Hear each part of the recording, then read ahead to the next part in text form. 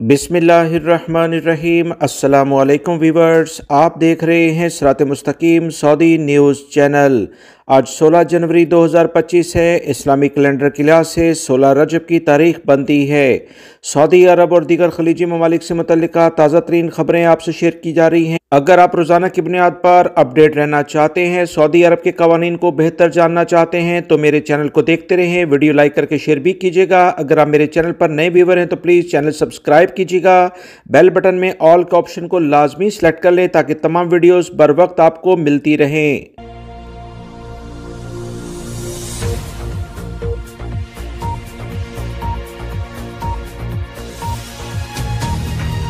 Saudi अरब के दारुल हुकूमत Riyadh में 11 गाड़ियों के दरमियान हादसा हुआ है, जिसमें एक शख्स जहाँ बहक और 2 के जख्मी होने की इतलात मौसूल हुई हैं।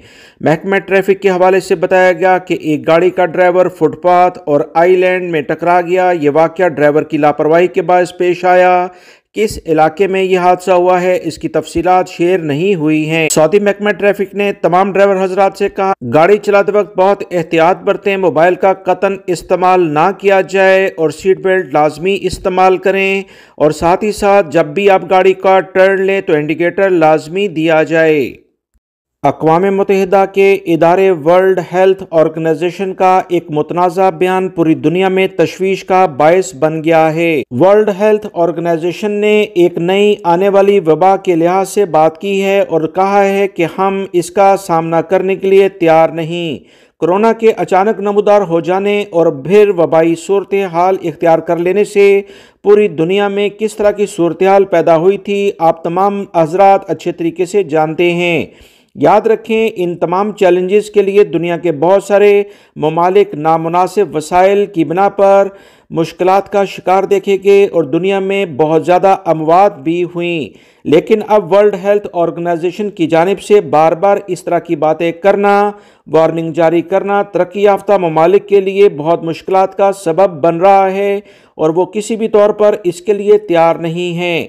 दुनिया के ज़्यादातर ममालिक को मुख्तलिफ चैलेंजेस का सामना करना पड़ रहा है और इस सूरत हाल में सेहत की देखभाल पर खुसूसी तवज्जो देना सबसे ज़्यादा और अहम मसला बन चुका है।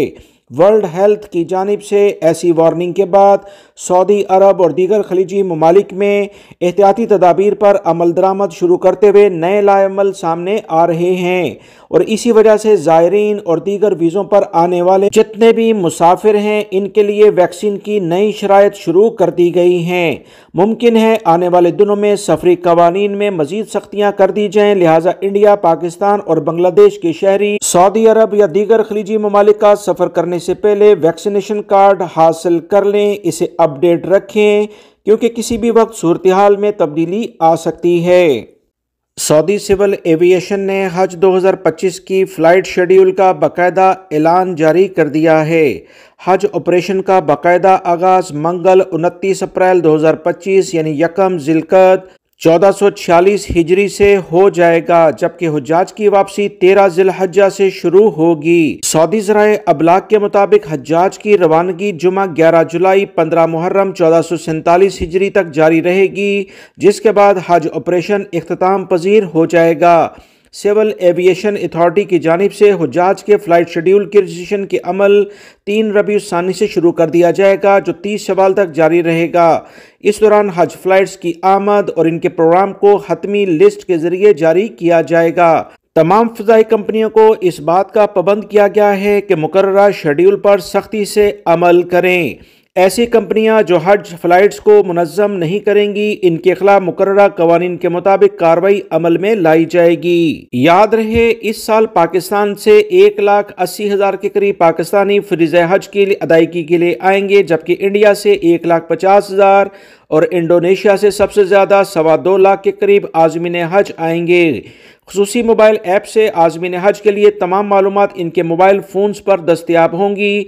आज़मीन हज अपने हज ग्रुप की मालूमात, तरबियती शेड्यूल, फ़्लाइट की मालूमात, सऊदी अरब में अपनी रहायशगाह, अदायगी और दौरान हज मकामात के लाइव नक्शे यानी मुकम्मल लोकेशन से खुद ही अपने मोबाइल फ़ोन में आगाह होंगे। सऊदी हुकूमत के बेहतरीन इक़दामात इस साल हज पर होने जा रहे हैं।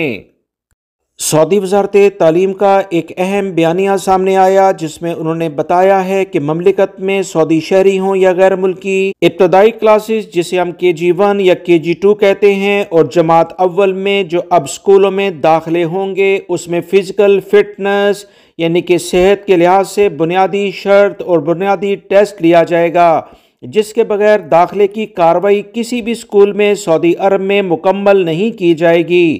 سعودی وزارت تعلیم کی جانب سے جاری احکامات میں مزید کہا گیا ہے کہ فزیکل فٹنس کی شرط نئے تعلیمی سال سے شروع ہو جائے گی، جس کا مقصد طلبہ اور طالبات کی بہتر صحت کو یقینی بنانا ہے۔ سعودی عرب کے سکولوں کو یہ ہدایت جاری کی گئی ہے کہ بغیر فزیکل ٹیسٹ کے جو کہ وزارت صحت کے تعاون سے جاری کیا جائے گا، اس کے بغیر کسی بھی بچے کو سکول میں ایڈمیشن نہ دیں۔ سعودی وزارت تعلیم کا مزید کہنا تھا کہ طلبہ کے اور طالبات کے طبی معائنے کی شرط اس لیے رکھی گئی ہے تاکہ بیماریوں کی ابتدائی سٹیج میں ہی چھان بین کی جا سکے اور اس کا علاج کیا جائے۔ اس مقصد کے تحت KG1 اور KG2 اور پہلی کلاس کے طلبہ اور طالبات کے لیے یہ شرط عائد کر دی گئی ہے۔ سعودی عرب میں ہوم ڈیلیوری سروس سے متعلقہ جو اہم ترین اطلاعات آئی ہیں، جس میں بڑی اکثریت غیر ملکی افراد کی کام کرتی ہے۔ سعودی عرب کے ذرائع ابلاغ کے مطابق خاص طور پر وزارت ٹرانسپورٹ اور جنرل اتھارٹی کا ایک اعلامیہ سامنے آیا ہے، جس میں بتایا گیا ہے کہ سعودی عرب کے ڈیلیوری سیکٹر میں سعودی کارکنوں کی تعداد میں اضافہ دیکھنے میں آیا ہے۔